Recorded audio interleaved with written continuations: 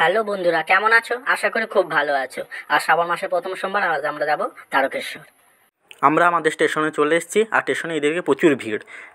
আমাদের ট্রেন আসতে দেরি ছিল, কিন্তু না, এই যে ট্রেন আমাদের চলে এসছে, আর ট্রেনের ভেতর অবস্থা দেখো কেমন।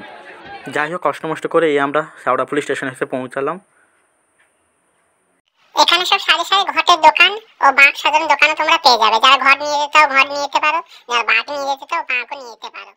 আমরা ঘট নিয়ে আমরা মন্দিরের উদ্দেশ্যে রওনা দিলাম, মানে ঘাটের উদ্দেশ্যে। এই যে আমাদের নিমাই তীর্থ ঘাট।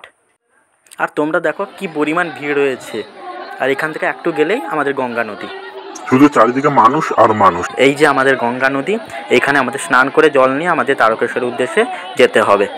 তো আমরা সেই মতো স্নান সেরে ঘটে জল নিয়ে আমরা তারকেশ্বরের উদ্দেশ্যে রওনা দিলাম। এই যে আমরা হাঁটা শুরু করেছি। আমরা প্রথম জল ঢালবো ডাকাত কালী মন্দির। এই যে ডাকাত কালী মন্দির।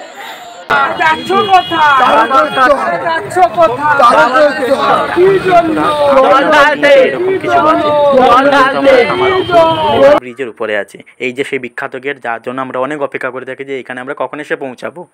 শেষমেশ পৌঁছালাম। এবার মূল উদ্দেশ্য মূল মন্দিরে পৌঁছে যাওয়া। এই যে আমাদের মূল গেট। আর এই যে দুধ পুকুর। তো ভিডিওটা কেমন লাগলো অবশ্যই আশা করি সবাই জানাবে। খুব ভালো থাকবে।